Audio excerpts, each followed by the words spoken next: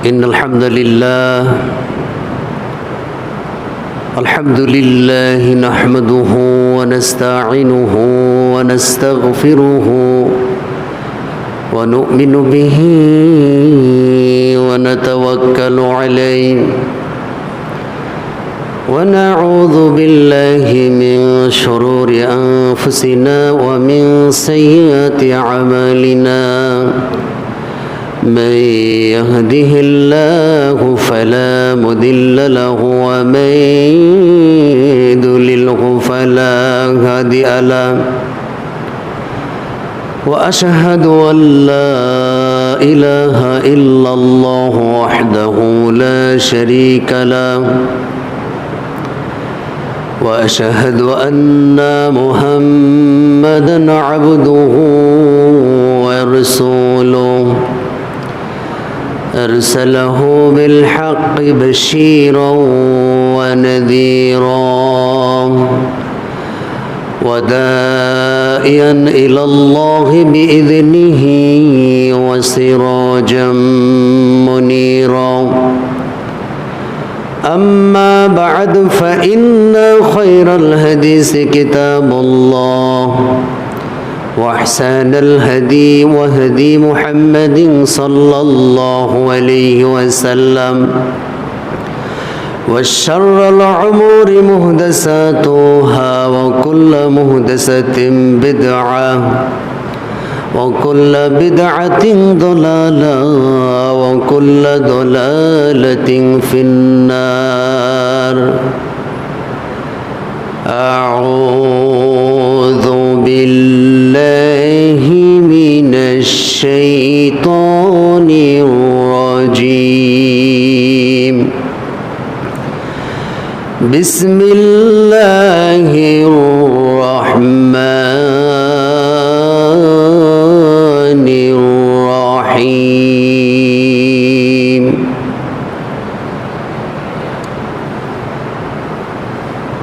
الذي خلق الموت والحياة ليبلوكم أيكم أحسن عملا وهو العزيز الغفور. وعن عثمان إنه كان على قبر بقي حتى يبل لحيته فقيل له تذكر الجنة والنار فلا تبقي وتبقي من هذا فقال إن رسول الله صلى الله عليه وسلم إن القبر أول منزل من منازل الآخرة فإن نجا منه فما بعده أيسر منه وإن لم ينج منه فما بعده أشد منه قال وقال رسول الله صلى الله عليه وسلم ما رأيت قط منظر إلا قبرا أفظع منه রাহুল মিশকাত। আলহামদুলিল্লাহ, যাবতীয় প্রশংসা, সমস্ত তারিফ মহাপরাক্রমশালী সার্বভৌম ক্ষমতার যিনি একছত্র অধিপতি, সকল ক্ষমতার উৎস, তিনি যত বড় তার প্রশংসাও তত বড়। আমরা অন্তরের অন্তঃস্থল থেকে আল্লাহ সুবহানাহু ওয়া তাআলার শুকরিয়া আদায় করি, সকলেই বলি আলহামদুলিল্লাহ। দরুদ ও সালাম বর্ষিত হোক বিশ্ব মানবতার মুক্তির দূত, যিনি পৃথিবীর বুকে এসেছিলেন সুসংবাদদাতা এবং সতর্ককারী হিসাবে, যাকে জীবনের চেয়েও বেশি ভালোবাসতে না পারলে পরিপূর্ণ ঈমানদার হওয়া যায় না, যার আদর্শকে বাস্তবায়ন করতে পারলে পৃথিবীতে যেমন রয়েছে সফলতা, তেমনি আখিরাতে রয়েছে মুক্তি। সেই রাসূলের উপর একবার দরুদ পাঠ করি আমরা, সংক্ষিপ্তভাবে বলি সাল্লাল্লাহু আলাইহি ওয়াসাল্লাম। সম্মানিত উপস্থিতি, আপনাদের সম্মুখে আমি কোরআনুল কারীম সূরা আল মুলক এর 2 নম্বর আয়াত, সেই সাথে মিশকাতুল মাসাফি গ্রন্থের 132 নম্বর হাদিস উপস্থাপন করেছি। এর উপর ভিত্তি করে সংক্ষিপ্ত সময়ে কিছু কথা বলার চেষ্টা করব। কোরআন এবং হাদিসের আলোকে আজকের সংক্ষিপ্ত আলোচনার বিষয়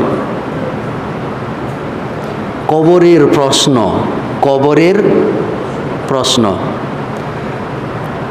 পৃথিবীতে যারা পরীক্ষা দেয়, পরীক্ষার প্রশ্ন যদি আগে ফাঁস হয়ে যায়, বা যে স্টুডেন্ট পরীক্ষা দিচ্ছে এই ছাত্র যদি জানতে পারে প্রশ্ন মানে পরীক্ষার ভিতরে কি কি আসবে, তাহলে এই ছাত্র ভালোভাবে প্রস্তুতি নিয়ে ওই বিষয়গুলি পড়ে এবং ভালো রেজাল্ট করার সম্ভাবনা আছে। ঠিক কিনা বলেন?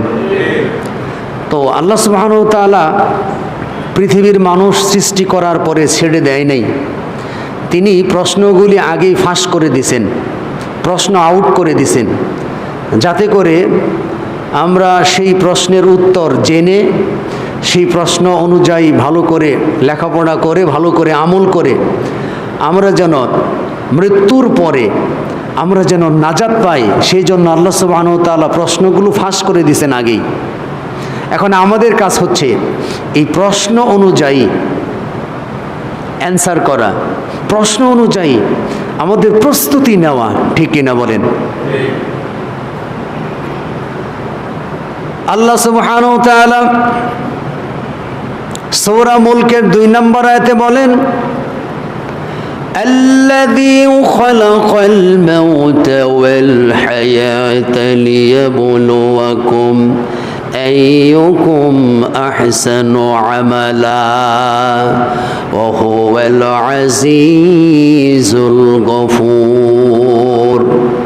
আল্লাহ বলতেছেন তিনি আল্লাহ খলাকল মাউতা, যিনি মৃত্যু সৃষ্টি করেছেন এবং যিনি জীবন সৃষ্টি করেছেন। কেন সৃষ্টি করেছেন? পৃথিবীতে যে সমস্ত মানুষ রয়েছে এই সমস্ত মানুষদেরকে পরীক্ষা করার জন্য তিনি প্রথমে মৃত্যুর কথা বললেন, এরপরে জীবনের কথা বললেন। আমার প্রশ্ন হচ্ছে আপনাদের কাছে, আচ্ছা আল্লাহ তো প্রথমে মৃত্যুর কথা বললেন, এরপরে জীবনের কথা বললেন, কিন্তু বাহ্যিক দৃষ্টিতে মনে হচ্ছে আগে তো জীবন, আগে আমরা বেঁচে আছি, তাহলে আল্লাহ সুবহানাহু ওয়া তাআলা জীবনের কথা আগে না বলে আগে মৃত্যুর কথা কেন বললেন? এরকম প্রশ্ন আমাদের আসে কি আসে না? আমরা তো জীবিত এখন, তাও তো আগে জীবনের কথা বলার উচিত ছিল, যে আল্লাহ আগে জীবন সৃষ্টি করেছেন, এরপরে মৃত্যু সৃষ্টি করেছেন। আমরা বেঁচে আছি, জীবিত, কিন্তু মৃত্যুবরণ করব পরে। কিন্তু আল্লাহ সুবহানাহু ওয়া তাআলা বললেন তিনি তো সেই সত্তা যিনি তোমাদের মৃত্যু এবং জীবন সৃষ্টি করেছেন, তোমাদেরকে পরীক্ষা করার জন্য আল্লাহ সুবহানাহু ওয়া তাআলা দেখতে চান কে তোমাদের মাঝে সৎকর্ম পরায়ণে কে বেশি অগ্রগামী। তো আল্লাহর কথাই কিন্তু সত্য, আল্লাহ আগে মৃত্যুই সৃষ্টি করেছেন। উদাহরণ দিচ্ছি, সূরা বাকারার 28 নম্বর আয়াত, আল্লাহ রাব্বুল আলামিন বলেন, কাইফা তাকফুরুনা বিল্লাহি ওয়া কুনতুম আমওয়াতা ফাআহইয়াকুম সুম্মা ইউমীতুকুম সুম্মা ইউহয়ীকুম সুম্মা ইলাইহি তুরজাউন। আল্লাহ রাব্বুল আলামিন সূরা বাকারা 28 নম্বর আয়াতে এখানে বলেছেন, তোমরা কেমন করে সেই আল্লাহর সাথে কুফরি করো, অথচ তোমরা ছিলে মৃত। আমি আল্লাহ রাব্বুল আলামিন তোমাদেরকে জীবিত করেছি, এরপরে আবার মৃত্যুবরণ করবে, এরপরে আবার পুনরুত্থিত হবে এবং আমি আল্লাহর কাছে ফিরে আসবে। সূরা মুলকের 2 নম্বর আয়াতে আল্লাহ রাব্বুল আলামিন মৃত্যুর কথা বললেন। সূরা বাকারার 28 নম্বর আয়াতে আল্লাহ রাব্বুল আলামিন আবার মৃত্যুর কথা বললেন। আল্লাহ রাব্বুল আলামিন বলেন, কেমন করে কুফরি করো অথচ তোমরা ছিলে মৃত। তো আমরা প্রকৃতপক্ষে প্রথমে অ্যাট দ্য ফার্স্ট টাইম প্রথমে আমরা মৃতই ছিলাম। কিভাবে? আজকে থেকে 200 বছর পূর্বে এখানে যারা অবস্থান করতেছেন, 200 বছর পূর্বে কি আপনারা কেউ পৃথিবীতে ছিলেন? ছিলেন না। তাহলে কোথায় ছিলেন?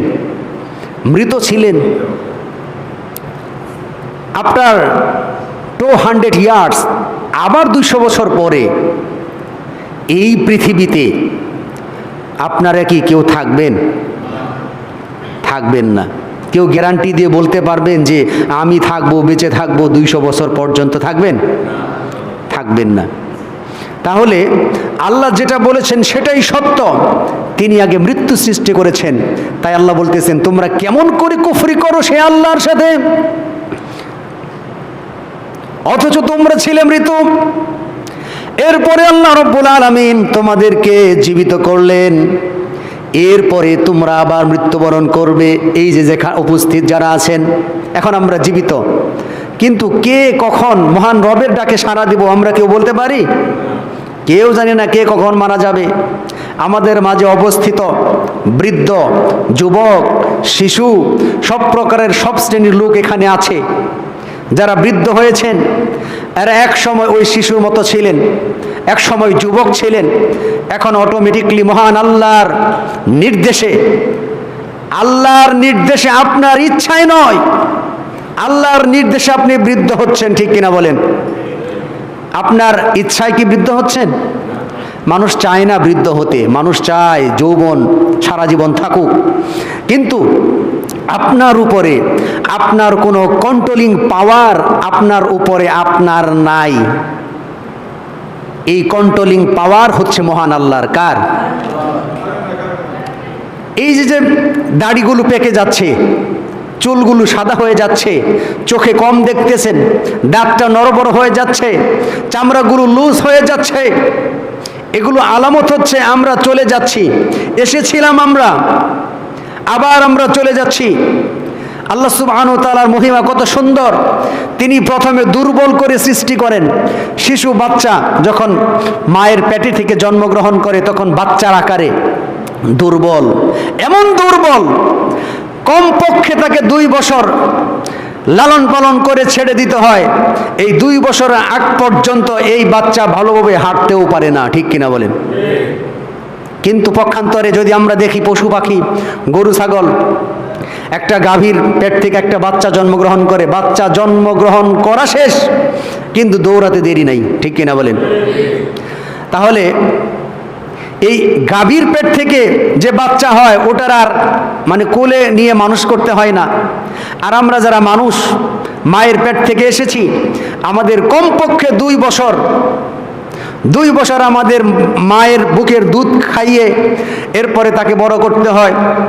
2 বছর পরে সে হাঁটতে পারে ভালোভাবে। এর আগে এই আমরা যারা শিশু ছিলাম এক সময়, আমার মা এবং আমার বাবা যদি আমি জন্মগ্রহণ করার পরে, আপনি জন্মগ্রহণ করার পরে পৃথিবীতে যদি তিনি অমনি রেখে দিতেন, আমাদের বেঁচে থাকার সম্ভাবনা ছিল না। আমাদের মা বাবা কষ্টের পর কষ্ট স্বীকার করে আমাদেরকে আস্তে আস্তে তিল তিল তিল তিল করে আমাদেরকে বড় করেছেন। মহান আল্লাহ রাব্বুল আলামিন আমাদেরকে তিনি জানিয়ে দিচ্ছেন, পৃথিবীর মানুষ তোমরা সে আল্লাহকে ভুলে আছো অথবা আখিরাতকে ভুলে আছো। তুমি স্মরণ করো, তুমি স্মরণ করো তুমি কি ছিলে। আল্লাহ রাব্বুল আলামিন সূরা ইনসানের প্রথম আয়াতে বলেন, هل أتى على الإنسان حين من الدهر لم يكن شيئا مذكورا। পৃথিবীর সমস্ত মানুষকে আল্লাহ রাব্বুল আলামিন প্রশ্ন করছেন, ও পৃথিবীর মানুষ তোমার জীবন প্রবাহের এমনকি একটা অবস্থা, এমনকি একটা সময় যায় নাই তুমি ব্যক্তি পৃথিবীতে উল্লেখযোগ্য বস্তু হিসেবে পরিগণিত ছিলে না। আজকে থেকে 200 বছর পূর্বে আমি আপনি কেউ আমাদের কারো নাম গন্ধ ঠিকানা এই পৃথিবীর মানুষ জানতো না। তাই আল্লাহ রব্বুল আলামিন বলেন, তোমার উপরে কি এমন একটি সময় যায় নাই যে তোমার অস্তিত্ব, তোমার নাম গন্ধ পৃথিবীতে ছিল না? আর আল্লাহ রব্বুল আলামিন অনুগ্রহ করে, দয়া করে, মায়া করে আল্লাহ রব্বুল আলামিন মায়ের গর্ভ থেকে তোমাকে বাচ্চার আকারে, শিশুর আকারে মায়ের গর্ভ থেকে আল্লাহ সৃষ্টি করেছেন। ثم نخرجكم طفلا ثم لتبلغوا أشدكم ومنكم من يتوفى ومنكم من يرد إلى أرذل العمر لكي لا يعلم من بعد علم شيئا। সূরা হজের ভিতরে আল্লাহ বলতেছেন, সুম্মা নুখরিজুকুম তিফলান, এরপরে আমি আল্লাহ রব্বুল আলামিন তোমাদের মায়ের গর্ভ থেকে, তোমাদের বাচ্চার আকারে, শিশুর আকারে তোমাদের মায়ের গর্ভ থেকে আমি আল্লাহ বের করে নিলাম। এরপরে আমি আল্লাহ রব্বুল আলামিন তোমাকে তিল তিল করে বড় করলাম। বড় করার পরে আমি আল্লাহ রব্বুল আলামিন তোমাকে যৌবনে পদার্পণ করালাম। এই যে ভাইটা যুবক, আমরা যুবক, অথচ একদা এমন একটা সময় ছিল আমরা বাচ্চা ছিলাম, আপনারাও যুবক ছিলেন। আর আল্লাহ রব্বুল আলামিন বলেন, এরপরে আমি তোমাদেরকে যৌবনে পদার্পণ করালাম। এরপরে আমি আল্লাহ কাউকে কাউকে আমি আল্লাহ রব্বুল আলামিন তোমাদের মাঝ থেকে আমি আল্লাহ উঠিয়ে নেই, তোমাদের কেউ কেউ মৃত্যুবরণ করে। এরপরে আল্লাহ রব্বুল আলামিন বলেন, এরপরে যৌবনের পরে আমি আল্লাহ রব্বুল আলামিন তোমাদেরকে এমন একটা হীনতম বয়সে নিয়ে যাই, এমন একটা বয়সে নিয়ে যায় যে আগের মতো স্মৃতিশক্তি, আগের মতো যৌবন শক্তি, আগের মতো কর্মক্ষমতা, আগের মতো শক্তিমত্তা, আগের মতো খাওয়া দাওয়া কিছুই থাকে না। ঠিক কিনা বলেন? এই যে যুবক বৃদ্ধা বাবা, ওই যে আরেকজন বৃদ্ধা বাবা, উনিও তো এক সময় আমাদের মতো যুবক ছিল, কিন্তু আল্লাহর ওয়াদাই সত্য, আল্লাহ যেটা বলেছেন সেটাই সঠিক। আমি আল্লাহ শিশু বাচ্চার আকার পর থেকে যৌবনে পদার্পণ করাই, যৌবন থেকে আমি আল্লাহ রব্বুল আলামিন তোমাদেরকে এমন একটা হীনতম বয়সে নিয়ে যাই যেই বয়সে আগের মতো শক্তি সামর্থ্য, আগের মতো কর্মক্ষমতা কিছুই থাকে না। সুতরাং তোমরা মানুষরা সেই আল্লাহ রব্বুল আলামিনকে তোমরা কিভাবে ভুলে আছো?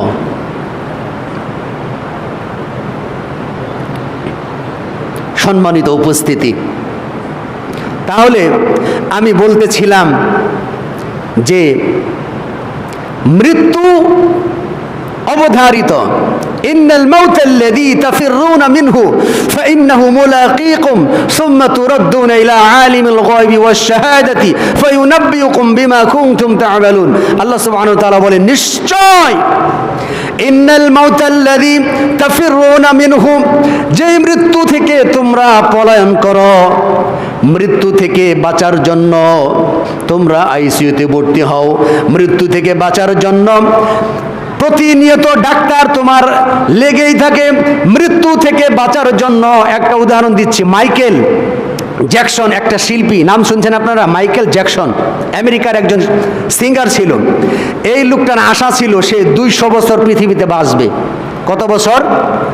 200 বছর অথবা 150 বছর বাঁচবে। এজন্য তিনি প্রতিনিয়ত 200 ডাক্তার তার চেক আপের জন্য রেখে দিত। একটু জ্বর হয়েছে সঙ্গে সঙ্গে ডাক্তার ওষুধ দিচ্ছে, একটু মাথা ব্যথা হয়েছে সঙ্গে সঙ্গে আরেক ডাক্তার প্রেসক্রিপশন দিচ্ছে। কিন্তু দুর্ভাগ্য, সে 200-150 বছর বাঁচতে পারে নাই। তাহলে হায়াতের মালিক কে? মাউতের মালিক কে? আল্লাহ। আল্লাহ যতক্ষণ চাইবে ততক্ষণ আপনি জীবিত থাকবেন, ততক্ষণ আপনি কথা বলবেন। আবার আল্লাহ যখন চাইবে না তখন আপনি চলে যাবেন। তাহলে কিসের এত অহংকার ভাই? কিসের এত বড়াই? কিসের এত আমাদের মারামারি হানাহানি? যে রব আমাকে সৃষ্টি করেছেন দুর্বল করে, আবার মৃত্যুর আগ মুহূর্ত আমরা দুর্বল থাকি, এই দুর্বল মানুষের কিসের এত অহংকার? সম্মানিত উপস্থিতি, তাহলে একদিন আমাকে আপনাকে মহান রবের ডাকে সাড়া দিয়ে চলে যেতেই হবে। আপনারা চোখটা একটু বন্ধ করেন, একটু কবরের কথা চিন্তা করেন, চোখটা একটু বন্ধ করে কবরের কথা চিন্তা করে দেখুন যে কবর একা একা কি অবস্থা হবে। আমার যখন ফুরাবে দিন, আসবে গহীন রাতি। কবরের কথা একটু চিন্তা করেন। আমার যখন ফুরাবে দিন, আসবে গহীন রাতি। থেকো আল্লাহ এ জীবনে হয়ে চিরসাথী, আসবে গহীন রাতি। জীবন নদীর দুকুল জুড়ে আসলে অমানিশা, থাকবে না দু চোখে একটু আলো দিশা। সেদিন আমার, সেদিন আমার, সেদিন আমার, সেই বিপদে প্রভু তুমি থেকো বাতি। আসবে গহীন রাতি, আমার যখন ফুরাবে দিন, আসবে গহীন রাতি। আমার আমার বলে যখন কাউকে পাবো না, সেদিন আমার সেই কবরে আর তো কেহ রবে না, আর তো কেহ রবে না। আমার যখন ফুরাবে দিন, আসবে গহীন রাতি। থেকো আল্লাহ এ জীবনে হয়ে চিরসাথী, আসবে গহীন রাতি। অন্ধকার কবরের কথা বলতেছিলাম। বিশিষ্ট সাহাবী উসমান ইবনে আফফান রাদিয়াল্লাহু থেকে বর্ণিত, তিনি বলেন, ইন্নাহু কানা ইযা ওয়াকাফা আলা কবরিন বাকি। উসমান ইবনে আফফান রাদিয়াল্লাহু আনহু তিনি যখন কোনো কবরের কাছে দাঁড়াতেন, তখন তিনি অধর নয়নে কাঁদতেন। কেমন কাঁদতেন? হাত্তা লিহইয়াইতাহু, এত কাঁদতেন উসমান রাদিয়াল্লাহু আনহু, কাঁদতে কাঁদতে তার দাড়ি ভিজে যেত। এত কান্না করতেন কবরে কথা স্মরণ করে। ফাকিলা লাহু, উসমান রাদিয়াল্লাহু আনহুকে বলা হলো, তুযকারুল জান্নাতু ওয়ান নারু ফালা তাবকি ওয়া তাবকি মিন হাযা। উসমান রাদিয়াল্লাহু আনহুকে বলা হলো, আপনাকে যখন জান্নাতের কথা স্মরণ করানো হয় অথবা জাহান্নামের ভয়াবহ আযাবের কথা স্মরণ করা হয়, ফালা তাবকি ওয়া তাবকি মিন হাযা, আপনি তো এত কাঁদেন না, তাহলে কবরের কথা স্মরণ করে আপনি এত কাঁদেন কেন? উসমান রাদিয়াল্লাহু আনহু বলেন, তিনি বলেন, ক্বালা ইন্না রাসূলুল্লাহি সাল্লাল্লাহু আলাইহি ওয়াসাল্লাম, নিশ্চয় আল্লাহ রাসূল সাল্লাল্লাহু আলাইহি ওয়াসাল্লাম বলেছেন, ইন্নাল কবরা আউয়ালু মানজিলিন মিন মানাজিলিল আখিরা, কবর হলো আখিরাতের জীবনের প্রথম স্টেপ। যে ব্যক্তি কবরে নাজাত পেয়ে গেল তার পরবর্তী জীবন তার জন্য সহজ হয়ে যাবে। আর কোনো ব্যক্তি যদি কবরের জীবন যদি তার জন্য কঠিন হয়ে যায়, পরবর্তী স্টেপগুলো তার জন্য কঠিন হয়ে যাবে। আল্লাহ রাসূল সাল্লাল্লাহু আলাইহি ওয়াসাল্লাম বলেন, আমি কবর থেকে ভয়াবহ ভয়ঙ্কর বিপদ, কবর থেকে ভয়াবহ বিষয় আমি ইতিপূর্বে আর কোনো কিছুই দেখি নাই। সেই অন্ধকার কবর যেটা আমাকে আপনাকে গ্রাস করবে, কখন সেটা আমরা জানি না। একদিন তোমার যৌবন ফোরাবে, সাদের এই দেহে কাফন জড়াবে। একদিন তোমার যৌবন ফোরাবে, সাদের এই দেহে কাফন জড়াবে। সেদিন তো আর নয় বেশি দূর, মরণ তোমায় যেদিন ধরবে, একদিন তোমার যৌবন ফোরাবে। এ রঙিন দুনিয়াতে রঙে ভুলে আছো মন, ভেবে দেখো বাহাদুরি রবেই বা কতক্ষণ। এ রঙিন দুনিয়াতে রঙে ভুলে আছো মন, ভেবে দেখো বাহাদুরি রবেই বা কতক্ষণ। বিদায়ের ঘণ্টা বাজবে যেদিন, বিদায়ের ঘণ্টা বাজবে যেদিন, সেদিন তোমাকে ভুলবে সবে। একদিন তোমার যৌবন ফোরাবে, সাদের এই দেহে কাফন জড়াবে। বলতেছিলাম ওসমান রাদিয়াল্লাহু আনহু তিনি বললেন, আমি এত কাঁদি এজন্য আল্লাহ রাসূল সাল্লাল্লাহু আলাইহি ওয়াসাল্লাম বলেছেন, কবরের থেকে ভয়ঙ্কর ভয়াবহ জায়গা আল্লাহ রাসূল বলেছেন আর তিনি দ্বিতীয় দেখেন নাই। অথচ সেই কবর কে আমরা ভুলে আছি। আল্লাহ রাব্বুল আলামিন সূরা মুলকের আয়াতে আগে মৃত্যুর কথা বলার হিকমত হচ্ছে মানুষ যেন মরণের কথা চিন্তা করে, মানুষ যেন তার জীবনটা পরিশোধিত করে, মরণের কথা স্মরণ করে। এই মানুষটা যেন জীবনকে পরিবর্তন করে, জীবনে যেন অন্যায় অবিচার দুর্নীতি রাহাজানি, এরপরে অন্যায়ভাবে মানুষ হত্যা, ইসলাম বিরোধী কর্মকাণ্ড, কোনো প্রকার পাপের সাথে যেন সম্পৃক্ত না হয়। মানুষ যেন মরণের কথা স্মরণ করে, মরণের কথা স্মরণ করে এই মানুষটা যেন তার জীবন পরিচালিত করে। এজন্য আল্লাহ সুবহানাহু ওয়া তাআলা মৃত্যুর কথা আগে বললেন। সম্মানিত উপস্থিতি, বারা ইবনে আজিব থেকে বর্ণিত, তিনি বলেন রাসূল সাল্লাল্লাহু আলাইহি ওয়াসাল্লাম তিনি বলেছেন যে আমরা একবার একজন আনসারী জানাজা করার জন্য বের হলাম। তো আনসারীর জানাজা করার জন্য আমরা যখন কবরের চারপাশে অবস্থান করলাম, চারপাশে অবস্থান করার সময় আল্লাহ রাসূল বসলেন। আমরাও আল্লাহ রাসূল সাল্লাল্লাহু আলাইহি সাল্লামের চতুর্পাশে নীরব নিস্তব্ধ হয়ে বসে পড়লাম।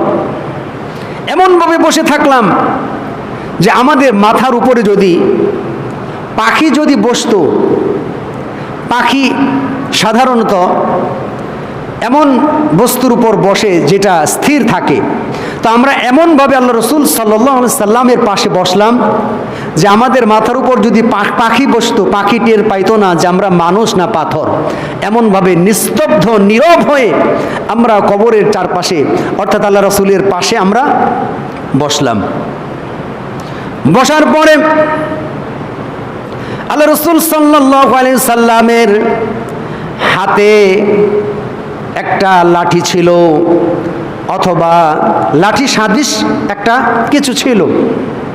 তো আল্লাহ রাসূল সাল্লাল্লাহু আলাইহি সাল্লাম এই যে নীরবতা অবস্থায় আল্লাহ রাসূল সাল্লাল্লাহু আলাইহি ওয়াসাল্লাম মাটিতে এমনি করে আঁচড় কাটছিলেন, দাগ কাটছিলেন। আমরা অনেক সময় অনেক জায়গায় বসার পরে মাটিতে এমনি এমনি করে কিছু আঁকাই না, যখন নীরব থাকি কিছু আঁকাই বা কিছু দাগ কাটি, ঠিক আল্লাহ রাসূল তাই করতেছিলেন। গভীর চিন্তিত আল্লাহ রাসূল চিন্তা করার পরে তিনি মাথা উঠালেন। মাথা উঠানোর পরে তিনি আমাদেরকে বললেন, তোমরা কবরের আযাব থেকে আল্লাহ রাব্বুল আলামিনের কাছে পানা চাও। এই কথা তিনি 2 অথবা 3 বার বললেন। কবরের আযাব সত্য, আপনি আজকে বিশ্বাস হচ্ছে না।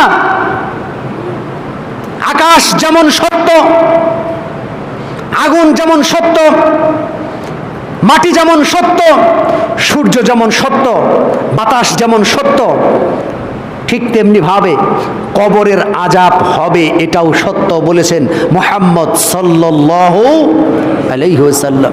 সুতরাং তিনি যখন বললেন 2 থেকে 3 বার তিনি বললেন, তোমরা কবরের আযাব থেকে আল্লাহ রাব্বুল আলামিনের কাছে পানা চাও, কবরের আযাব হলো সত্য। এরপরে তার দাফন কার্য শেষ হলো। দাফন কার্য শেষ হওয়ার পরে আল্লাহ রাসূল এই হাদিসটা বর্ণনা করতে থাকলেন। তিনি বললেন যে কোনো ব্যক্তি যখন মৃত্যুবরণ করে, মৃত্যুবরণ করার পরে তাকে যখন দাফন করা হয়, দাফন করার পরে এই যে লোকটা মৃত্যুবরণ করলো, এই মৃত ব্যক্তি যারা তাকে মাটি দিয়ে গেল, কবরস্থ করে গেল, ওই সমস্ত মানুষের জুতার আওয়াজ শুনতে পায়, জুতার আওয়াজ শুনতে পায় কবরস্থ ব্যক্তি। হায় রে, আমাকে একা রেখে তোমরা কোথায় যাচ্ছ, কোথায় চলে যাচ্ছ? এইভাবে সে নিজে নিজে আফসোস করতে থাকে যে আমি জুতার আওয়াজ শুনতে পাই। শোনার পরে তাকে বলা হয় যে মান রব্বুকা ওমা দীনুকা ওমান নাবিউকা। আরেকটা বর্ণনায় হান্নাত রহিমাহুল্লাহ থেকে বর্ণিত 2 জন ফেরেশতা আসে। 2 জন ফেরেশতা আসার পরে এই কবরস্থ ব্যক্তি, মৃত ব্যক্তিকে উঠানো হয়, বসানো হয়। বসানোর পরে সে যদি ঈমানদার থাকে, সে যদি আল্লাহকে ভয় করে থাকে, পৃথিবীতে সৎ আমল করে থাকে, এই সমস্ত ঈমানদার ব্যক্তিকে যখন প্রশ্ন করা হয় মান রব্বুকা, তোমার রব কে, তখন ঈমানদার ব্যক্তি উত্তর দিতে সামর্থ্য হয়, সক্ষম হয়, রব্বি আল্লাহ, আমার রব হচ্ছেন আল্লাহ। এরপরে যখন প্রশ্ন করা হয় ওমা দীনুকা, তোমার দিন কি, তোমার জীবন ব্যবস্থা কি, সে বলে দীনি আল ইসলাম, আমার জীবন ব্যবস্থা হচ্ছে ইসলাম। এরপরে যখন বলা হয় ওমান নাবিউকা, তোমার নাবিকে, তখন সে বলে আমার নবী মুহাম্মদ সাল্লাল্লাহু আলাইহি ওয়াসাল্লাম। তখন বলা হয় তুমি কিভাবে জানলে? তখন সে বলে আমি কিতাবে পড়েছি এবং বিশ্বাস স্থাপন করেছি। এরপরে আসমান থেকে, আকাশ থেকে একজন ঘোষক ঘোষণা করে দেয় যে সে সত্য বলেছে, সুতরাং তার কবরটা প্রশস্ত করে দাও। চোখ যতদূর পর্যন্ত যায় ততদূর পর্যন্ত তার কবর প্রশস্ত করে দাও। এরপরে তাকে জান্নাতের পোশাক পরিয়ে দাও। এরপরে জান্নাত থেকে তার কবর পর্যন্ত একটা রাস্তা করে দাও। জান্নাতের বিছানা বিছিয়ে দাও। সে জান্নাতের নাজ নিয়ামত কবরে থেকে সে জান্নাতের আবহাওয়া উপভোগ করতে থাকে। সুবহানাল্লাহ বলেন।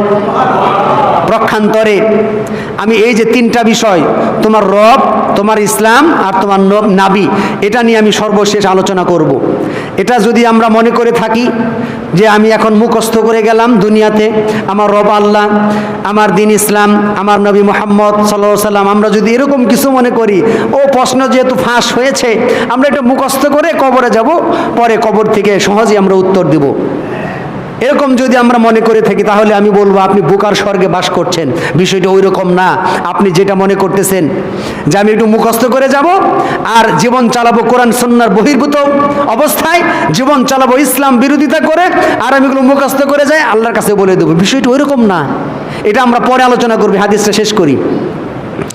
প্রক্ষান্তরে একজন কাফেরকে যখন কবরস্থ করা হয়, কাফেরকে ওই একই প্রশ্ন করা হয়, তোমার রবকে? কাফের তখন জবাবে বলে হা হা লা আদরি, আমি জানি না। এরপরে যখন প্রশ্ন করা হয় তোমার দিন কি? ওই কাফের ব্যক্তি বলে হা হা লা আদরি, হায় হায় আমি তো কিছুই জানি না। এরপরে যখন প্রশ্ন করা হয় তোমার নবীকে, তখন সে একই উত্তর দেয় হা হা লা আদরি, আমি কিছুই জানি না। এরপর আকাশ থেকে একজন ঘোষণা করে সে মিথ্যা বলেছে। সুতরাং সে যেহেতু মিথ্যাই বলেছে, তাকে জাহান্নামের পোশাক পরিয়ে দেওয়া হোক, তাকে জাহান্নামের লেবাস পরিয়ে দেওয়া হোক, জাহান্নামের বিছানা বিছিয়ে দেওয়া হোক, জাহান্নাম থেকে তার কবর পর্যন্ত একটা লাইন করে দেওয়া হোক, আর তার কবরকে এত সংকীর্ণ করে দেওয়া হোক, এত সংকীর্ণ করে দেওয়া হোক, এত সংকীর্ণ করে দেওয়া হোক। সংকীর্ণ কেমন সংকীর্ণ করে দেওয়া হোক? তার পাজরের হাড় এক পাশের হাড় যেন আরেক পাশের হাড়ের সাথেই লেগে যায়, এক পাশের হাড় যেমন আরেক পাশের হাড়ের সাথে যেন লেগে যায়, এমন সংকীর্ণ করে দেওয়া হোক। এরপরে তাকে তার জন্য নিযুক্ত করা হয় একজন ফেরেশতা। এই ফেরেশতা অন্ধ, এই ফেরেশতা বধির। সে যেমন চোখেও দেখে না, এই ফেরেশতা তেমনি কানেও শোনে না। তার কাছে একটা লোহার হাতুড়ি দিয়ে পাঠানো হয়। যেই লোহার হাতুড়ি এই হাতুড়ি দিয়ে যদি পাহাড়ের উপর আঘাত করা হতো তাহলে পাহাড় চূর্ণ বিচীর্ণ হয়ে যেত। সেই হাতুড়ি দিয়ে তাকে কবরে পাঠানো হয়। ওই কাফের ব্যক্তি, ওই মুনাফিক ব্যক্তি, ওই অবিশ্বাসী ব্যক্তির উপর যখন এই বিশাল হাতুড়ি যখন নিক্ষেপ করা হয়, যখন হাতুড়ি মারা হয়, সে মাটির সাথে মিশে যায় এবং কি তার প্রাণ চলে যায়। মনে করেন সে মারা যায়, কিন্তু আবার তাকে রু দেওয়া হয়, আবার তাকে সে এত জোরে চিৎকার করে, এত জোরে চিৎকার করে, চিৎকারের আওয়াজ পৃথিবীতে গরু ছাগল পশু পাখি জিন যারা রয়েছে এরা এই কবরের আযাবের চিৎকার আওয়াজ শুনতে পায়। তাই তো কোনো গাভী কোনো গরু যদি কবরের কাছে বাঁধা হয়, দেখবেন কবরের সেই গরুর চোখ দিয়ে জোর জোর করে পানি পড়ছে। এখন আপনি বলেন এই গরু পানি পড়ছে কেন? কারণ গরু গাভী জানে যে কবরে আযাব হচ্ছে, তার চিৎকার এই গাভী শুনতে পায়, তার জন্য সে ছটফট করে কান্না করে। হায় রে হতভাগা মানুষ, এই কবরকে আমরা ভুলে আছি, যেই কবর বিদ্যুৎ গতিতে আমাদের দিকে সামনে এগিয়ে আসছে। বৃদ্ধ হয়ে যাচ্ছি, শেষ ঠিকানা কবর। অথচ আল্লাহ সুবহানাহু ওয়া তাআলা মরার কোনো গ্যারান্টি দেন নাই যে আল্লাহ সুবহানাহু ওয়া তাআলা বাচ্চা অবস্থাও নিয়ে উঠিয়ে নিতে পারে, যুবক অবস্থায় উঠিয়ে নিতে পারে, বৃদ্ধ অবস্থায়ও উঠিয়ে নিতে পারে। অথচ আমরা মানুষরা সেই ভয়াবহ অবস্থা, ভয়াবহ ভয়ঙ্কর পরিস্থিতি, ভয়ঙ্কর কবর, এটা থেকে আজকে আমরা গাফেল হয়ে আছি। আল্লাহ রাব্বুল আলামিন সূরা ইনফিতরের ভিতরে বলেন, ইয়া আইয়ুহাল ইনসানু মা গররাকা বিরাব্বিকাল কারীম আল্লাযী খালাকাকা ফাসাওয়াকা ফাআদালাক। ও পৃথিবীর মানুষ, ইয়া আইয়ুহাল ইনসান মা গররাকা বিরাব্বিকাল কারীম, সম্মানিত রব আল্লাহ রাব্বুল আলামিন কে তোমাদেরকে ভুলিয়ে রাখলো? কোন জিনিস তোমাদেরকে ভুলিয়ে রাখলো যে আল্লাহ রাব্বুল আলামিনকে তোমরা আজকে ভুলে আছো? তাহলে আমরা হাদিসের ওই অংশ থেকে যেটা জানতে পারলাম যে ইমানদার ব্যক্তির কবরের প্রশ্নের জবাব অকপটে দিতে পারবে, কিন্তু একজন কাফির ব্যক্তি, একজন অবিশ্বাসী ব্যক্তি, ইনি কবরের ভিতরে প্রশ্ন উত্তর দিতে পারবে না। সে বরং উত্তরে বলবে হা হা লা আদরি, আমি কিছু জানি না, আমি কিছু জানি না। এখন ইমানদার যারা, যারা রবের পরিচয় জানে, যারা ইসলাম জানে, যারা রাসূল সাল্লাল্লাহু আলাইহি ওয়াসাল্লাম সম্পর্কে জানে, এরা মূলত এই তিনটা প্রশ্নের উত্তর জবাব তারা দিতে পারবে। আর যারা রব সম্পর্কে ধারণাই নাই, আল্লাহ চিনে না, যারা ইসলাম চিনে না, যারা রাসূল সাল্লাল্লাহু আলাইহি ওয়াসাল্লামকে চিনে না, এরা কবরে গিয়ে হা হা লা আদরি বলতে থাকবে। তাহলে আমি যে কথা বলতে চাইলাম, আমার আলোচনার মূল বিষয়বস্তু ছিল কি? কবরের প্রশ্ন। যে কবরের যে প্রশ্ন, এই প্রশ্ন ফাঁস করে দেওয়া হয়েছে, পৃথিবীতে ফাঁস করা আছে যে তোমরা যদি কবরে বেঁচে নিরাপদে থাকতে চাও, তাহলে এই তিনটা প্রশ্নের উপর আমল করে কবরে এসো, তাহলে তোমরা প্রশ্নের জবাব দিতে পারবে। আর যদি তোমরা এই তিনটা প্রশ্নের আমল না করো, শুধু মুখস্থ করে আসো, মনে করো চালাকি করো যে মুখস্থ করে গেলাম, জীবন চালালাম উল্টা পাল্টা, আর কবরে গেলাম, আর কবরে যাই তো বলবো ঠিকই আমার রব আল্লাহ, আমার ধর্ম ইসলাম, আমার নবী মুহাম্মদ সাল্লাল্লাহু আলাইহি সাল্লাম, বিষয়টা এরকম নয়। তো আসুন আমরা এই তিনটা প্রশ্ন নিয়ে এখন কথা বলি। যেই তিনটা প্রশ্নের জবাব আপনি কখন কিভাবে দিতে পারবেন? যখন আপনি আপনার রবকে চিনতে পারবেন, তখন আপনি কি করতে পারবেন? জবাব দিতে পারবেন। আমার আল্লাহ সুবহানাহু ওয়া তাআলার পরিচয়, এখন আপনাকে আমার আল্লাহর পরিচয় তুলে ধরছি। আপনি কোন রবের কথা বললে কবরেতে আপনি মুক্তি পাবেন, সেই রবের পরিচয় কি? তার পরিচয় ছোট্ট একটা সূরা, সূরা নাম ইখলাস। সূরা নাম কি? ইখলাস। নাম কোরআনুল কারীমের ভিতরে প্রত্যেকটা সূরার যে নামকরণ করা হয়েছে, এই নামকরণের সাথে ওই সূরার ভিতরে ওই শব্দটা আছে। কিন্তু সূরা ইখলাস, এই সূরা ইখলাসের নামকরণ করা হয়েছে এমনভাবে যে এই ইখলাস শব্দটাই এই সূরার ভিতরে নাই। ইখলাস শব্দটা এই সূরার ভিতরে নাই। তো এই সূরা ইখলাসের ভিতরে আল্লাহর সংক্ষিপ্ত পরিচয় আছে। আমরা আলোচনা সংক্ষেপ করব ইনশাআল্লাহ, বেশি সময় নেব না। আপনাদের ধৈর্যের যদি চ্যুতি ঘটে সেটা আমি বিরক্ত করব না ইনশাআল্লাহ। তো সংক্ষেপে আমার রবের পরিচয় আপনাকে শোনাচ্ছি। সূরা ইখলাস, আল্লাহ রাব্বুল আলামিন আমাদের নবী মুহাম্মদুর রাসূলুল্লাহ সাল্লাল্লাহু আলাইহি ওয়াসাল্লামকে আমাদের নবী বলতেছেন, ও নবী মুহাম্মদ সাল্লাল্লাহু আলাইহি ওয়াসাল্লাম, কুল হুয়াল্লাহু আহাদ। নবী আপনি বলুন আল্লাহ হচ্ছেন একজন। আল্লাহ কয়জন? আল্লাহুস সামাদ। প্রথমত আল্লাহ হচ্ছেন একজন। এই একের ব্যাখ্যাকে একটু বলি। আল্লাহ শক্তি, সামর্থ্য সব কিছু থেকেই তিনি একক। আল্লাহর দ্বিতীয় কেউ নাই। তিনি যেমন শক্তিতে, সব কিছুতে তিনি এমন সত্তা, তিনি যখন কোনো কিছু বলে বা কোনো কিছু করতে বলে কুন হও, সঙ্গে সঙ্গে হয়ে যায়। তিনি হচ্ছেন আল্লাহ। সুবহানাল্লাহ বলেন। তিনি এমন স্রষ্টা, এমন সত্তা।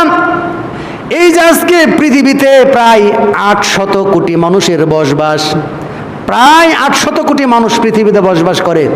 আদম আলাইহিস সালাম থেকে শুরু করে এখন পর্যন্ত আরো কত কোটি কোটি শত শত মানুষ পৃথিবী থেকে বিদায় নিয়েছে, তার কোনো হিসাব নাই।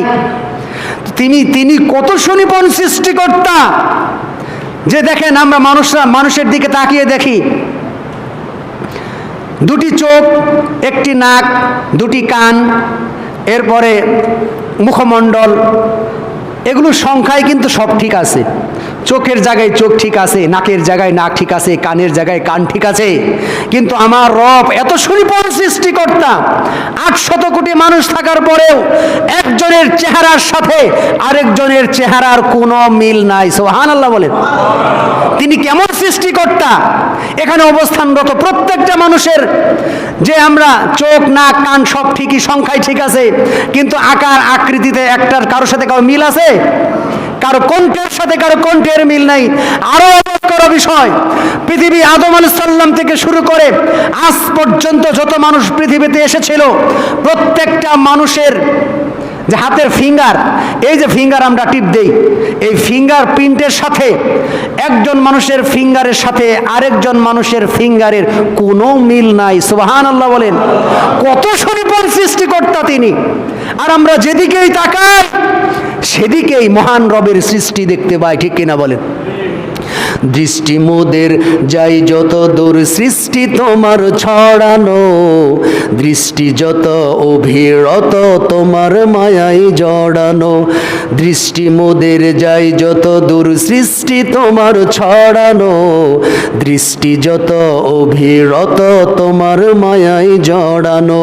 দৃষ্টি মোদের যাই যত দূর, না চাহিতেই দাও গো তুমি বাঁচার অধিকার, ইচ্ছে হলে আবার তুমি নিতে পারো প্রাণ সবার। না চাহিতেই দাও গো তুমি বাঁচার অধিকার, ইচ্ছে হলে আবার তুমি নিতে পারো প্রাণ সবার। তোমার হাতে সব জীবন, তোমার হাতে যে মরণ, মান অভিমান কান্না হাসি তোমার হাতে লোকানো। দৃষ্টি যত অভিরত তোমার মায়ায় জড়ানো, দৃষ্টি মোদের যাই যত দূর, সৃষ্টি তোমার ছড়ানো। দৃষ্টি যত অভিরত তোমার মায়ায় জড়ানো।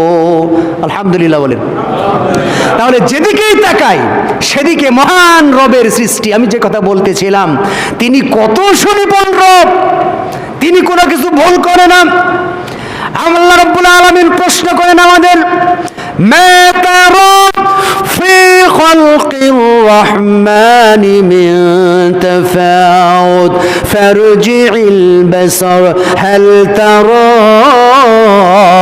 মিন ফুতুর সুম্মা রজি'ল বাসার কাররাতাইনি ইয়ানকালিব ইলাইকাল বাসার খাসিআও ওয়া হুয়া হাসির। আল্লাহ আমাদের প্রশ্ন করছেন, দয়াময় আল্লাহ আমাদের প্রশ্ন করতেছেন, আকাশের দিকে তাকাও, আকাশের দিকে তাকিয়ে থাকো। আকাশের দিকে তাকিয়ে থাকতে থাকতে তোমার চোখ, তোমার দৃষ্টি ক্লান্ত এবং শ্রান্ত হয়ে তোমার কাছে ফিরে আসবে। তবু তুমি মহান আল্লাহ রব্বুল আলামিনের সৃষ্টিতে তুমি কোনো খুঁত, তুমি কোনো ফাটল, তুমি কোনো ত্রুটি দেখতে পাবে না। সুবহানাল্লাহ বলেন। দিনের বেলা যখন আমরা আকাশ দেখি, এই আকাশের ভিতরে কোনো জায়গায় ফাটা আছে? কোনো ছিদ্র আছে? কিচ্ছু নাই। আল্লাহ চ্যালেঞ্জ করতেছেন যে তোমরা আল্লাহর আকাশের দিকে তাকাও। সূরা মুলকের আয়াত। আকাশের দিকে তাকিয়ে থাকো।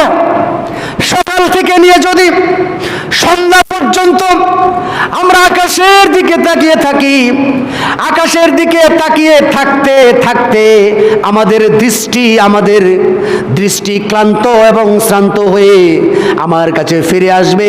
আমার ক্ষুধা লেগে যাবে, তবু আমার রবের সৃষ্টিতে আমরা কোনো প্রকার ভুল দেখতে পাবো।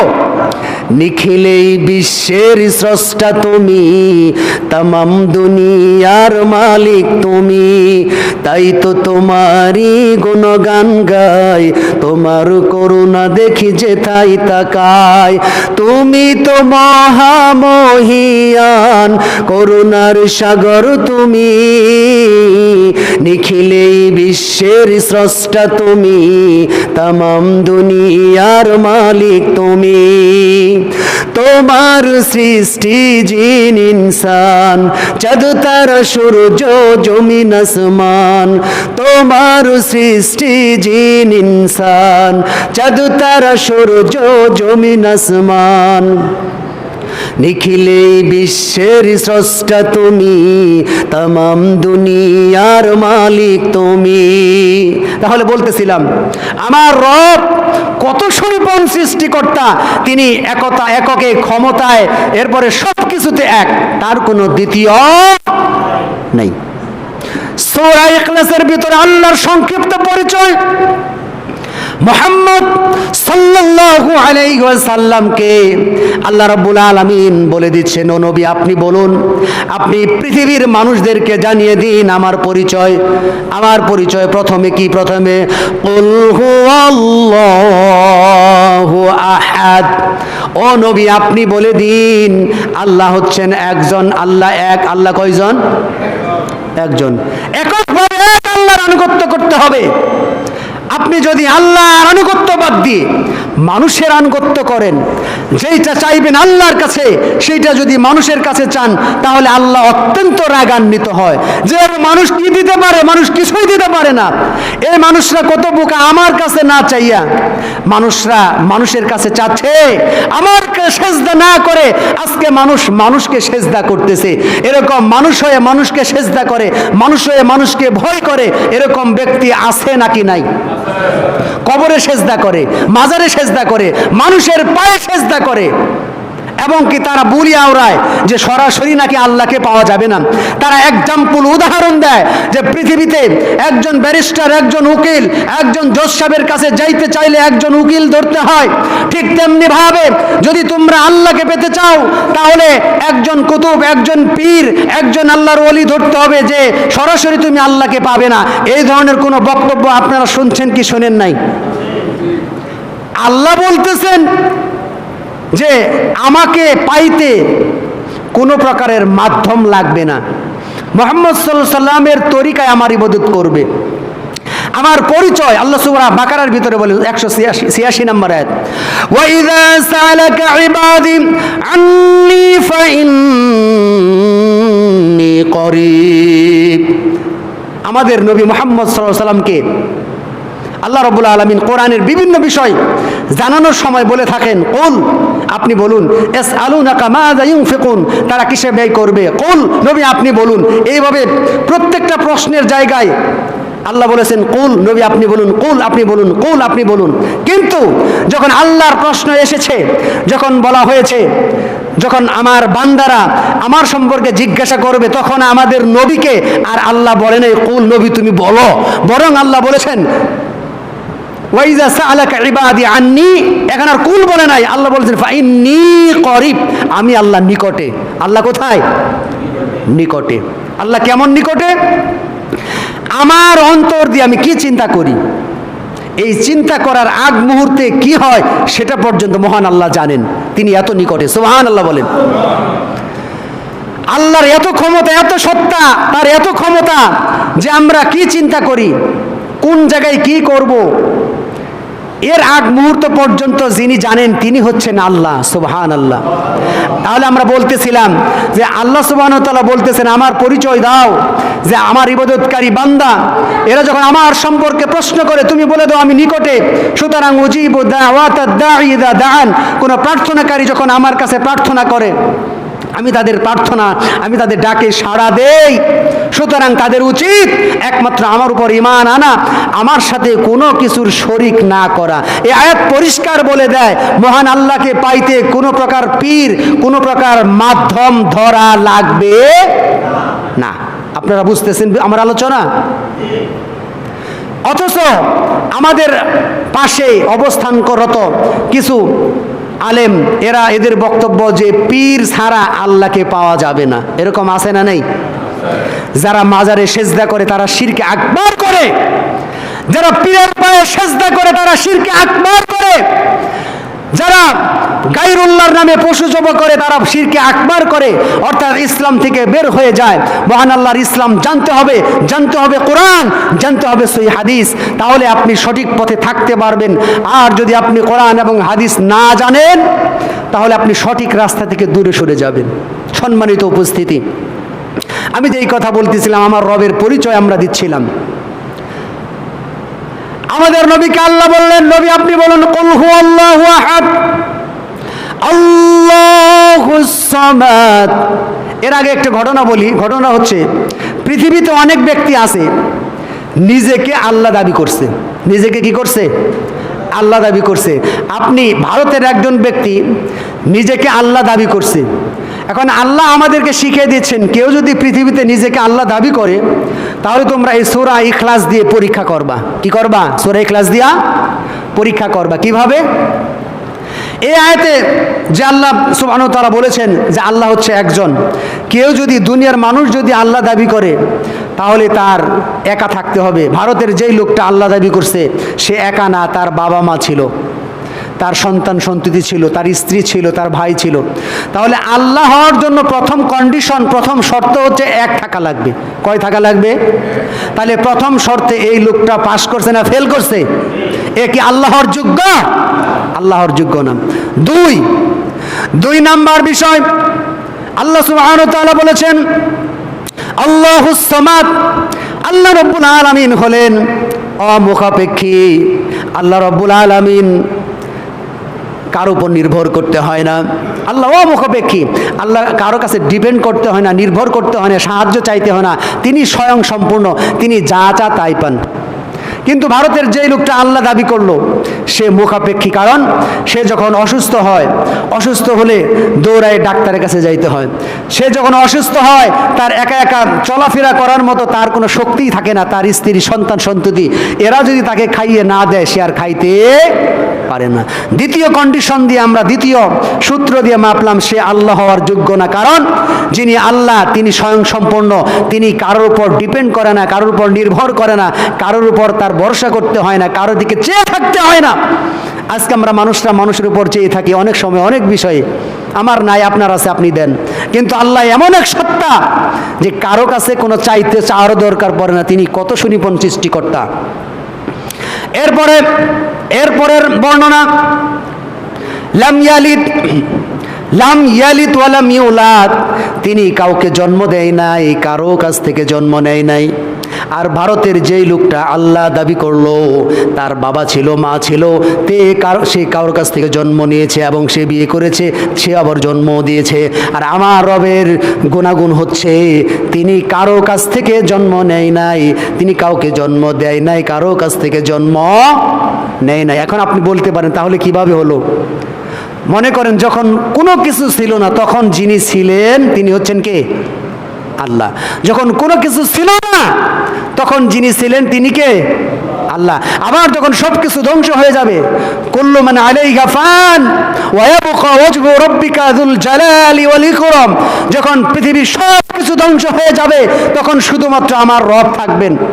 এই যে আজকে অসংখ্য ফেরেশতা, প্রধান যে ফেরেশতা জিব্রাইল, আজরাইল, মিকাইল, ইসরাফিল, এই ফেরেশতাগুলো ধ্বংস হয়ে যাবে। জিব্রাইল, আজরাইল যেমন মালাকুল মাউত, এই মালাকুল মাউত যেন সবার প্রাণ নেয়। এরপরে মালাকুল মাউত সবার প্রাণ নেওয়া শেষে আল্লাহ বলবে যে পৃথিবীকে কেউ কি জীবিত আছে? তখন সেই মালাকুল মাউত বলল, না আল্লাহ, আমি আর আপনি ছাড়া আর কেউ নাই। তখন আল্লাহ সুবহানাহু ওয়া তাআলা আদেশ করবেন, হে মালাকুল মাউত, সারা জীবন তুমি মানুষের রূহ নিয়েছো, মানুষের প্রাণ জান কবজ করেছো, আজকে তোমার জীবন, তোমার প্রাণ তুমি নিজেই নাও। কত কঠিন অবস্থা! মালাকুল মাউত আল্লাহর হুকুমে মৃত্যুবরণ করবে এবং বলবে, তোমার রূহ তুমি নিজেই নাও। তাহলে যেই কথা বলতেছিলাম, যে যখন কোনো কিছুই থাকবে না, তখন যিনি থাকবেন তিনি হচ্ছেন আল্লাহ। তিনি কে? আল্লাহ। এরপরে সর্বশেষ আয়াত, ওয়ালাম ইয়াকুল লাহু কুফুয়ান আহাদ, এবং আল্লাহ সুবহানাহু ওয়া তাআলার সাথে সাদৃশ, আল্লাহর সাথে মিলে, আল্লাহর সাথে সাদৃশ রাখে এমন কোনো কিছুই নাই। আল্লাহর সাথে কারো কোনো তুলনা চলে না। লাইসা কামিসলিহি শাইউন ওয়া হুয়াস সামিউম বাসীর, তার সাথে কোনো কিছুর তুলনা চলে না, কোনো কিছু সাদৃশ চলে না, এবং তিনি সব থেকে বেশি শোনেন, সব থেকে বেশি দেখেন। তিনি হচ্ছেন আল্লাহ। সূরা ইখলাস সংক্ষিপ্ত পরিচয় দিলাম মহান আল্লাহর। তাহলে আল্লাহর আরো পরিচয় আছে। আয়াতুল কুরসির ভিতরেও মহান আল্লাহর পরিচয় আছে। আয়াতুল কুরসির ভিতরে মহান আল্লাহর পরিচয় আল্লাহ রাব্বুল আলামিন বলেন, আল্লাহু লা ইলাহা ইল্লা হুয়াল হাইয়ুল কাইয়্যুম। আয়াতুল কুরসির যে ফজিলত আপনারা জানেন, কোনো ব্যক্তি যদি ফরজ সালাত শেষ করার পর আয়াতুল কুরসি পাঠ করে, আল্লাহ রাসূল সাল্লাল্লাহু আলাইহি ওয়াসাল্লাম বলেছেন এই লোকটা জান্নাতে চলে যায় না কেন? মৃত্যুবরণ করে না তাই। আয়াতুল কুরসি পাঠ করলে জান্নাতে যাবে, অর্থাৎ মৃত্যুই তার একমাত্র বাধা। মৃত্যুর পরে সে সঙ্গে সঙ্গে জান্নাতে চলে যাবে। সুবহানাল্লাহ। এখন এই আয়াতুল কুরসি এগুলো শুধু শব্দে শব্দে পড়লেই যাবেন, নাকি এখানে যে গুণগুলি আছে, আল্লাহর যে নিদর্শন বা আল্লাহর যে সিফাত বা গুণাগুণ এখানে লেখা আছে, ওইগুলি বিশ্বাস করে তদনুযায়ী আমল করতে হবে, তাহলে জান্নাতে যাবেন। আর যদি এগুলো আপনি না মানেন, না বিশ্বাস করেন, তাহলে আপনি জান্নাতে যেতে পারবেন না। তো আয়াতুল কুরসির ভিতরেও মহান আল্লাহর পরিচয় রয়েছে। আমি সংক্ষিপ্তভাবে পরিচয় আরেকটু তুলে ধরছি। আয়াতুল কুরসির ভিতরে আল্লাহ রাব্বুল আলামিন বলেন, আল্লাহু লা ইলাহা ইল্লা হুয়াল হাইয়ুল কাইয়্যুম। আল্লাহ তিনি তো এমন এক সত্তা, তিনি ছাড়া আর কোনো সত্যিকারের ইলাহ নাই, তিনি ছাড়া আর কোনো সত্যিকারের ইলাহ নাই। হাইয়ুল কাইয়্যুম, এবং তিনি চিরঞ্জীব এবং তিনি চিরস্থায়ী। তাহলে আমাদেরকেও ঠিক ওইভাবেই মহান আল্লাহকে মানতে হবে যে আল্লাহ ছাড়া আর কোনো সত্যিকারের কি নাই, ইলাহ নাই। এখন এই কথা বলে আমাদের দেশের ফকির ফকিররা কি করে? ভিক্ষা করে। কি করে? লা ইলাহা ইল্লাল্লাহ, মা ছাড়া ভিক্ষা দেন, লা ইলাহা ইল্লাল্লাহ। এই বলে আমরা বাড়িতে বাড়িতে গিয়ে শুনতে পাই ফকিররা ভিক্ষা করে, লা ইলাহা ইল্লাল্লাহ বলে। এই লা ইলাহা ইল্লাল্লাহ বলে ভিক্ষা করে, এটা কি ভিক্ষা করার জন্য বলা হয়েছে? এক অত্যন্ত মনোযোগ দিয়ে শুনবেন, এখন কথাগুলো একটু কঠিন হবে। আপনি কবরে যদি বলতে পারেন যে আমার রব আল্লাহ, কি কখন বলতে পারবেন? এটার দিকে আমি চলে যাচ্ছি। যখন আপনি চূড়ান্তভাবে মেনে নেবেন যে আল্লাহ ছাড়া আর কোনো সত্যিকারের ইলাহ নাই, তখন আপনি অটোমেটিকলি কবরের ভিতরে বলতে পারবেন যে আপনার রব আল্লাহ। সম্মানিত উপস্থিতি, এটা সাধারণ কোনো কথা না, সাধারণ কোনো কালেমা না যে আপনি বললেন লা ইলাহা ইল্লাল্লাহ, আর আপনি বলার সাথে সাথেই যে আপনি মানে জান্নাতে চলে যাবেন, বিষয়টা এরকমও না। ভুল ব্যাখ্যা আমাদের। যদিও ফজিলত আছে, ওসমান ইবনে আফফান থেকে বর্ণিত, রাসূল সাল্লাল্লাহু আলাইহি ওয়াসাল্লাম বলেছেন, মান মাতা ওয়া হুয়া ইয়ালাম আন্নাহু লা ইলাহা ইল্লাল্লাহ দাখালাল জান্নাহ। যেই ব্যক্তি আল্লাহ ছাড়া আর কোনো সত্যিকারের ইলাহ নাই, এই বিষয়টা আন্তরিকতার সাথে বলে জেনে মারা যাবে, সেই লোক জান্নাতে যাবে। এখন লা ইলাহা ইল্লাল্লাহর ভিতরে কি এমন আছে যেটা বললে জান্নাত? এটা কি এমন বিষয় আছে? সম্মানিত উপস্থিতি, যেই কালেমা দিয়ে কাফের মুসলিম হয়, এই লা ইলাহা ইল্লাল্লাহর আপনি বললেই হবে না, এর শর্ত রয়েছে 8টা। কয়টা? 8টা শর্ত পূরণ করে যদি আপনি লা ইলাহা বলেন, তবেই আপনি কবরে গিয়ে আপনার রব আল্লাহ এটা আপনি বলতে পারবেন। 8টা শর্ত পূরণ করতে হবে। আপনি বলতে পারেন এগুলো তো আমরা জানতাম না। 8টা শর্ত রয়েছে কালেমার, লা ইলাহা ইল্লাল্লাহ। কি এমন কালেমা যেই কালেমা দাওয়াত দিতে গিয়ে মুহাম্মদ সাল্লাল্লাহু আলাইহি সাল্লামকে রক্তাক্ত হতে হয়েছে? যেই কালেমার দাওয়াত দিতে গিয়ে মুহাম্মদ সাল্লাল্লাহু আলাইহি সাল্লাম তায়েফের ময়দানে মার খেয়েছেন, যেই কালেমার দাওয়াত দিতে গিয়ে মুহাম্মদ সাল্লাল্লাহু আলাইহি সাল্লামকে কাফের মুশরিকরা জাদুকর বলেছে, মুহাম্মদ সাল্লাল্লাহু আলাইহি সাল্লামকে পাগল বলেছে, মুহাম্মদ সাল্লাল্লাহু আলাইহি সাল্লামকে নির্যাতন করা হয়েছে, এমনকি মুহাম্মদ সাল্লাল্লাহু আলাইহি সাল্লামকে মক্কা থেকে মদিনায় হিজরত করতে হয়েছে। এই কালেমার কথা বলতে গিয়ে, এই কালেমার দাওয়াত দিতে গিয়ে কি এমন বিষয় আছে কালেমার ভিতরে যে মুহাম্মদ সাল্লাল্লাহু আলাইহি সাল্লামকে মক্কা থেকে মদিনায় হিজরত করতে হলো? আমাদের দেশে কালেমা বললে কোনো সমস্যা হয় না, কালেমা বললে আপনার উপর বাধা চলে আসবে। যদি বাধা চলে না আসে, তাহলে বুঝতে হবে আপনার কালেমা আর মুহাম্মদ সাল্লাল্লাহু আলাইহি সাল্লামের কালেমার মাঝে কিছু পার্থক্য আছে। মুহাম্মদ সাল্লাল্লাহু আলাইহি সাল্লাম যখন কালেমা বলে, তখন কাফেররা আশ্চর্য হয়। সূরা সাদের ভিতরে আছে সাদ ওয়াল কুরআনি যিকির বালিল্লাযিনা কাফারু ফি ইজ্জাতিন ওয়া শিকাক। আল্লাহ সুবহানাহু ওয়া তাআলা বলেছেন সাদ উপদেশপূর্ণ কোরআনের কসম, কাফেররা অহংকার, উদ্ধত অহংকার এবং অহংকারে নিমজ্জিত অবস্থায় রয়েছে। এরপর আল্লাহ সুবহানাহু ওয়া তাআলা বলতেছেন ওয়া আজিবু আন জাআহুম মুনযিরুম মিনহুম ফাকালাল কাফিরুনা হাযা সাহিরুন কাযযাব আজআলাল আলিহাতা ইলাহা ওয়াহিদ ইন্না হাযা লাশাইউন উজাব। মুহাম্মদ সাল্লাল্লাহু আলাইহি সাল্লামের চিন্তা করছেন আপনি, যেই নবীর চেহারা সব থেকে সুন্দর, যেই নবীর আচার ব্যবহার নম্রতা ভদ্রতা, মুহাম্মদ সাল্লাল্লাহু আলাইহি সাল্লামের মতো মানুষ যার দিকে তাকিয়ে মানুষ নিউট্রাল অবস্থায়, কেউ যদি 2 মিনিট তার সাথে কথা বলে নিউট্রাল অবস্থায়, মানে মনটা স্থির রেখে তার সাথে 2 মিনিট কথা বলার কারণে তার কথার মাধুর্যতে আকৃষ্ট হয়ে মুসলমান হয়ে যায়। সুবহানাল্লাহ। তার চেহারা কত সুন্দর, তার নম্রতা, তার ভদ্রতা, তার ব্যবহার আচার ব্যবহার কত সুন্দর। তার মতো চেহারার অধিকারী মানুষ ইতিপূর্বে কেউ পৃথিবীতে আসেনি, বর্তমানেও নাই, ভবিষ্যতেও আসবে না। অথচ সেই নবী সাল্লাল্লাহু আলাইহি সাল্লাম সম্পর্কে কোরআনের আয়াত সূরা আনফাল وَإِذْ يَمْكُرُ بِكَ الَّذِينَ كَفَرُوا لِيُثْبِتُوكَ أَوْ يُخْرِجُوكَ أَوْ يَقْتُلُوكَ, অর্থাৎ সূরা আনফালের 30 নম্বর আয়াত। আল্লাহ সুবহানাহু ওয়া তাআলা বলেন, নবী আপনি স্মরণ করুন وَإِذْ يَمْكُرُ بِكَ الَّذِينَ كَفَرُوا, সেই সময়ের কথা যখন কাফেররা আপনাকে নিয়ে ষড়যন্ত্র করেছিল। কি ষড়যন্ত্র করেছিল? কাফেররা ষড়যন্ত্র করেছিল তারা আপনাকে বন্দী করবে, কাফেররা ষড়যন্ত্র করেছিল তারা আপনাকে হত্যা করবে, কাফেররা ষড়যন্ত্র করেছিল তারা আপনাকে দেশ থেকে বের করে দিবে।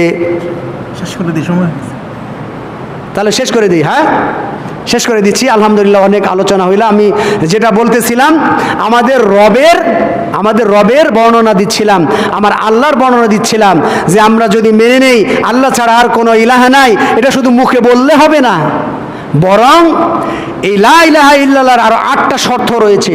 মহান আল্লাহ যদি আবার কোনোদিন আপনাদের মাঝে আমাকে নিয়ে আসে, ইনশাআল্লাহ আমরা বাকি সময় সেই লা ইলাহা ইল্লাল্লাহর 8টা শর্ত নিয়ে আলোচনা করব ইনশাআল্লাহ। সেই পর্যন্ত মহান আল্লাহ রাব্বুল আলামিন আমাদের সকলকে সুস্থ রাখুন, ভালো রাখুন। এরপরে মহান আল্লাহ আমাদের প্রত্যেককে ঈমানের সাথে দুনিয়া এবং আখিরাতে নিরাপত্তা দান করুন। আল্লাহুম্মা আমিন। বারাকাল্লাহু লানা ওয়া লাকুম ফিল কুরআনিল আযীম। আমরা বৈঠক ভঙ্গের দোয়া পাঠ করি। সকলে আমার সাথে বলুন সুবহানাকা আল্লাহুম্মা ওয়া বিহামদিকা আশহাদু আল্লা ইলাহা